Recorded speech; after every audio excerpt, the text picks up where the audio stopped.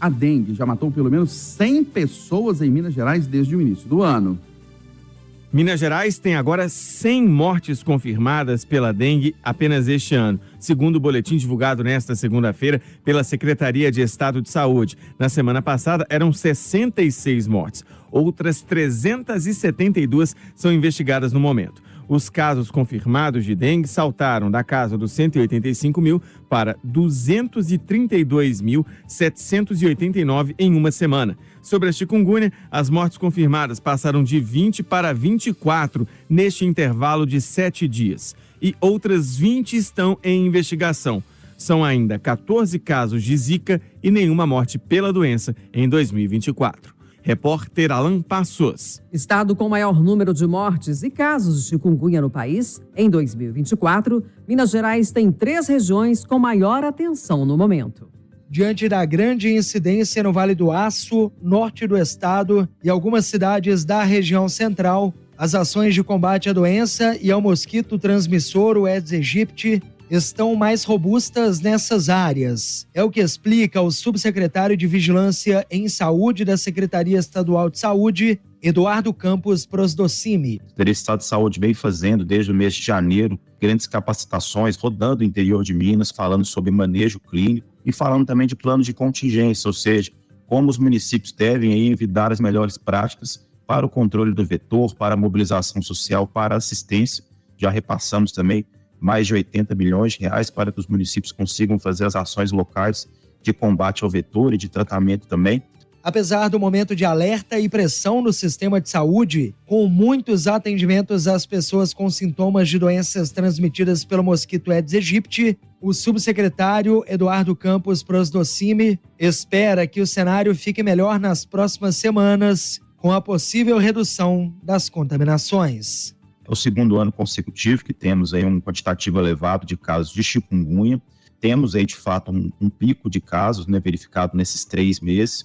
E a gente percebe que há uma certa tendência ao longo desse mês de ter uma estabilização com a provável queda dos casos. Por quê? O mês de março ainda é um mês muito quente e chuvoso, mas a partir do mês de abril temos aí uma tendência de ter um mês mais seco. Há uma certa tendência do mês de março ser aí o mês em que a gente começa a verificar uma queda nos casos de chikungunya e de dengue também, de forma a termos aí uma certa queda e estabilização ao longo do mês de abril.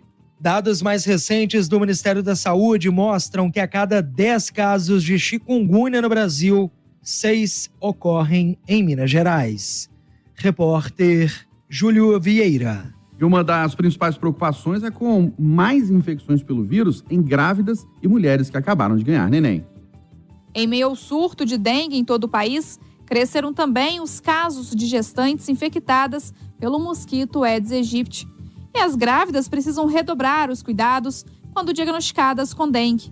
As gestantes e aquelas que tiveram filho nos últimos 45 dias, as puérperas, são consideradas do grupo de risco, como explica a ginecologista e obstetra do Hospital Júlio Kubitschek, Verônica Tavares. Então, quando a gente fala de puérpera, principalmente nos primeiros 14 dias pós-parto. Quando a gente fala das complicações dessas formas graves, a gente tem principalmente o colapso circulatório, que pode acontecer, o que vai gerar um choque circulatório, hemorragias e até eventualmente o óbito dessa paciente. Verônica também explica os riscos para Zika e chikungunya. Então, em termos de gravidade, é muito difícil a gente fazer uma comparação entre elas.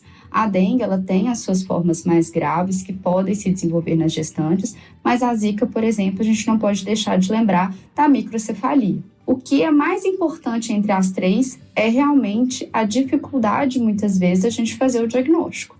Por isso que é importante, quando a paciente tiver os sintomas que vão ser, muitas vezes, semelhantes entre essas 3 entidades, ela buscar realmente um serviço de saúde o mais rápido possível para que possa ser feita a diferenciação diagnóstica entre as 3 doenças. Para evitar a contaminação, algumas dicas de prevenção são importantes. O uso de roupas que protegem os braços e as pernas e o uso constante de repelentes, principalmente aqueles à base de caridina e de DEET. Vale lembrar que a vacina disponível é contraindicada para mulheres grávidas e que estão amamentando. Repórter Vanusa Rezende.